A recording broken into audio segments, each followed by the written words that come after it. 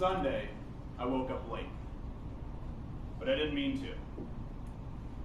I looked at my cell phone clock time, and it didn't match my alarm clock time, or my microwave time, or my stovetop time. Did I get up late? Did my cell phone pick up a different time zone? I was all mixed up. And then it hit me. It could be daylight savings time? How many of you felt like that on Sunday? How many of you hated to have to give up an hour of your time? Well, I did. Weeks ago, I started subscribing to this podcast called Backstory, produced by NPR, and they talked about a particular episode called The History of Time in America. Furthermore, they talked about how towns across America all used to go by their own time, and how confusing this was until they all standardized into the time zone approach that we utilize today. So now, how Marty and I can be mixed up on time maybe twice a year because of daylight savings time, it used to be way worse.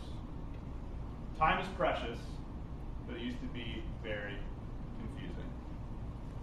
Mr. Toastmaster, fellow Toastmasters, and honored guests, before the 1800s, each town in America went by their own time.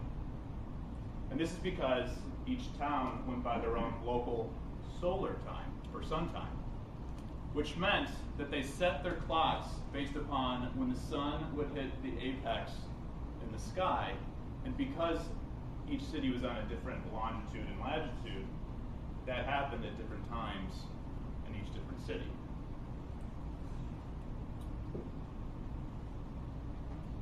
Additionally, to make things worse, versus today, where one city may be different from another city by an hour because of time zones, different cities were different from each other based on minutes. So for example, in Indianapolis, Indiana, their time would be forward from us by maybe 12 minutes.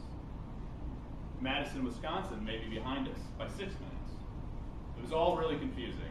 But at the time, oddly, for the people living, most of their life took place in their own local time. People didn't travel as much. And when they did, it took them a long time to go a little bit of a distance.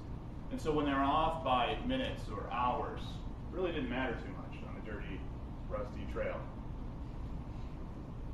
But by the mid-1800s, minutes started to matter. Locomotives were invented, and it disrupted travel in America, and it changed the way we thought about time. Rail started connecting people. They started connecting big cities with little cities. And never have we ever been able to travel such great distances before in the past. Yet at the same time, technological advancement of time stood still. And each train station across the United States all utilized the same sun time in that particular city. So this was confusing for scheduling. So train operators, what they had to do to mitigate this was to set schedules according to the time that the train originated from. So for example, if I was in Ohio waiting for a train from Boston, I would need to know what time it was in Boston to pick me up there in Ohio. And to switch trains was even worse because you need to know the next stop where you're getting dropped off at, and the new train, where that train was coming from, and calculate the time difference. So this was all pretty screwed up. Congress wanted to get in the mix of this.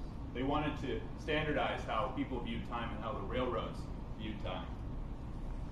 The railroads fought back because they didn't want to fix a clock that they didn't think was broken. Meteorologists jumped in the mix. So meteorologists started predicting weather patterns. And in order to tell someone that it was going to rain in Chicago at 4 o'clock tomorrow, what did 4 o'clock really mean? Was it 4 o'clock in Chicago? Was it 4 o'clock according to sun time? Or was it 4 o'clock according to railroad time? What's more is that they read data based on fronts. So fronts usually move from the poles, so on a latitudinal axis, north to south. So they wanted a system based upon time zones going horizontal or going vertically, whereas the railroads wanted time based upon east to west movements of the rails, because those are geographically dispersed mostly east to west.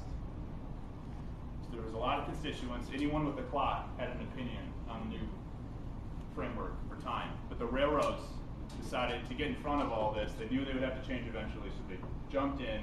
They changed it the way they wanted to do it. They realized, how do we get everything on track?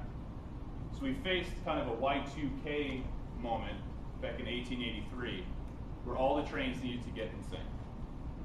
On November 18th at noon, all the trains across the country stopped. And they waited for the hour to turn to see what time that train was going across at that particular moment in that time zone to get things on track. So this took a while to go through. Interestingly enough, it was the people that held out the longest. See, because people didn't want to lose time, just like we did on Sunday. We fought for that time.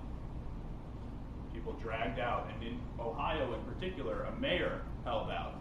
A mayor was upset that part of the state had to go onto Eastern time. He locked up all the clocks and held them in contempt of court because he was upset about the change.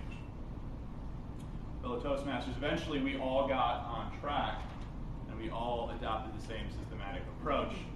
And while I'm upset about losing that hour, I'm very grateful for the system we've